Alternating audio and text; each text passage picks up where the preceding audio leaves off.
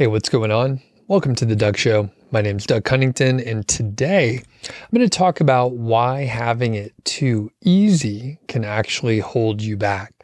I was inspired to do this episode when I was listening to Chris Williamson from the Modern Wisdom podcast interview Ryan Holiday.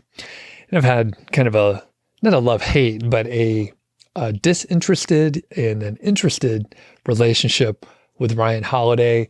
I remember hearing some of his earlier interviews on the Tim Ferriss podcast and found them really interesting and inspiring. And then I think I had my fill of all the Stoic philosophy and just references and quotes and quotes and quotes. And I mean, it's all great. And people have actually told me that they think I have a lot of Stoic ways about me, which I took I take everything as a compliment, but I certainly took that as a compliment.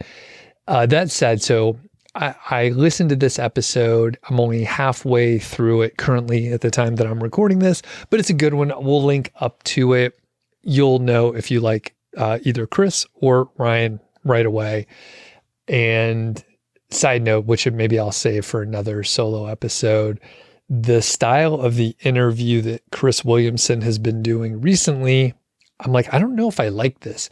He reads a statement from the person typically, or he's put together a list of statements and says, you wrote this once, tell me about what that means. So he isn't really asking any questions. He's just like reading a statement and then saying, hey, what do you think about that? And I'm like, you're just kind of regurgitating what they wrote in their book. And I don't know if I like that or not. Anyway, let's talk about it. We often think that we want everything to go smoothly, to be relatively easy, and just run exactly how we want it to go. We want all the lights to be green and everything to fall into place. But the weird thing is if that happens, or maybe you have too many advantages in your life, it can lead to some deficiencies. And I'll lay it out just super specifically as well right now. It seems like it would be really good to have super rich parents and have a trust fund so that you don't have to work. But if you don't struggle, if you're not pushed to your limits, if you're not put in a place where you have to struggle, then you're probably not going to be as developed in certain areas. And the thing is, you will be challenged. Things are not going to go as planned. And if you don't build up the skill to deal with adversity, then you're going to be extremely stressed out, and you're going to have potentially sort of a quitter's attitude when you do start struggling, and everyone will eventually hit, some struggles. So a couple of things here, and I'll talk about myself just to illustrate it. And it's, of course, my favorite topic. It's called The Doug Show, right? So I'm a little anxious by nature, and I think I realized this in roughly like high school or college or so. And specifically, it was around plans. So I would try to make plans. And if they didn't work out, I was rigid. I would get stressed out and be generally inflexible.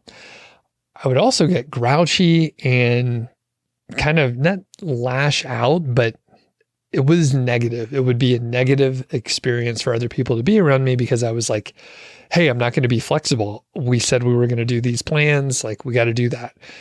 And it's something I'm still working on, but since I did figure it out in college, I built routines and some maybe coping mechanisms. And essentially the realization is that I felt like I needed to be in control. And the other realization is that things are not going to go how you think. Expecting things to go a certain way is a recipe for misery and disappointment.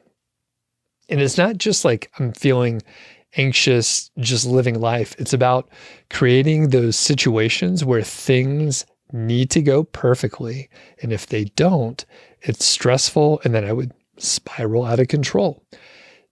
And again, I can't emphasize it enough. If things have to go perfectly, they're not going to go perfectly. That's the thing. Like, it's not going to go perfectly, even if it's a pretty simple thing. For example, another one that just hit me is like, if you're heading to the grocery store, we all have to go shopping. You head to the grocery store and you're like, it takes 10 minutes to drive there. A lot of times we say, hey, it takes 10 minutes to drive there, but that is under perfect conditions where there's not much traffic. You hit the traffic lights just right, and there's nothing unusual going on. But that is almost never the case. It's like never the case. It typically will take you 15 minutes or 20 minutes to drive to the store because there's going to be a little traffic. The traffic lights are going to be out of sync, and a train's going to pull in front of you or whatever. Like, there's always some external factor. That is a very easy one. There's not even that many things that can go wrong. But when you add complexity, when we think about the business sense, right? When we think about starting a new side hustle, whatever it is, it could be drop shipping, it could be a new content site, it could be a YouTube channel, it could be a combo of the things. And you might think, here's the plan. We're going to run the plan, and it's going to turn out just like I think. The sad news I have to bring to you is it's not going to turn out how you think. There's going to be so many external factors. In fact, we can look at the last year here in the content site, SEO, affiliate marketing world, where experts, people that have been doing niche sites and content sites for a decade plus, were going along, doing what they have been doing, things that they have been successful in, and they were hit by Google with updates, whether it was HCU, whether it was the March update. It was just outside of their control with external factors that they literally, like, they couldn't do anything about. Again, this is a complicated situation, and business is complicated. But if you just apply it to like something simple, like driving to the store, even that is outside of your control. So this whole sort of cycle of creating tension just for temporary relief is what Oliver Burkeman, who wrote 4,000 Weeks, calls productivity debt. And basically, you start the day at a negative balance, and the best that you could do is get back to zero.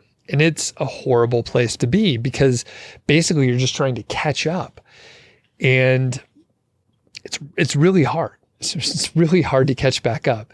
And I'll reference one other thing from a recent solo episode. Make sure you're getting enough sleep, folks. It's hard to do. There could be stress factors. There could be some genetic factors. There could be your situation in your household where maybe you have young kids or something like that, and you just can't sleep enough. And sometimes, like, you could have very few external factors, but you still have to figure out, like, is the temperature that I'm sleeping, is my like nighttime routine helping me? Because the thing is, if you're well rested, you can deal with a lot more. You're a lot smarter too. And it's only been in the last few years where I've really gotten my sleep under control. Now, like I said, kids could be a factor. Now, I don't have kids, but I know a lot of y'all do. And having kids sort of illustrates the lack of control that you have. There are external factors happening all the time. Kids could get sick, right? They go to school, they pick up one of those bugs, they bring it back home, and then they get you and the whole family sick. Your plans are out the window, and you have to figure out what's a priority and what you can let slide.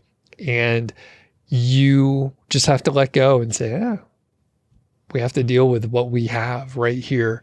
And again, I don't have kids, but I know the people that do have kids, you know exactly what I'm talking about because you have to deal with it, I assume, on a multiple times per day basis. So there's some perfect balance where, you have enough plans that have flexibility and open space so that you are able to adapt when you need to. And that's the name of the game, really, just like being able to adapt, knowing things are outside of your control for the most part. And it's just how you deal with it, which that is the Stoic sort of philosophy in a nutshell. It's been a little while since I've read any of those texts or anything like that, but that's the general idea. Every now and then, even though I just said all that stuff and I think about it a lot, I find myself rushing to do something. Maybe in my normal day, I start getting stressed out. And then I realize that I'm self-employed. I'm the one that made up the timing and the schedule and the expectations. So if I take my head out of my ass, then I could change the scope and do something different and say, I don't need to do that today. I could do it tomorrow, or I don't need to do it at all, or I can make it a much shorter, easier thing to do. Eventually, I came to the realization that the rewards of success shouldn't necessarily be about doing nothing. Although I do enjoy relaxing and not doing too much, but I find contentment and enjoyment, and I feel like it's enough to go through the struggle and not have everything go as planned and being able to adapt.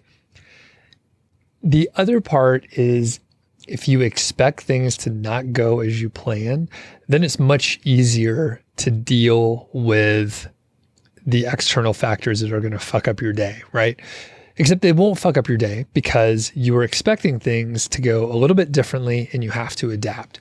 And I'm going to sort of butcher the quote. It's been said so many times, but like the point of planning is to go through the process of planning. It's not so you could follow the plan exactly, because it's not going to turn out how you expect. When you're creating a plan, whatever it might be, you have incomplete information. You're trying to predict the future, but you really just need to go through the process, and that helps a lot. And I'm going to tie it all together here. I'll give you 6 tips that are just straightforward, and we'll go through those really quickly. The grander point here is the struggle makes you a little bit more robust. So when things don't go as you plan, you're going to be able to deal with it.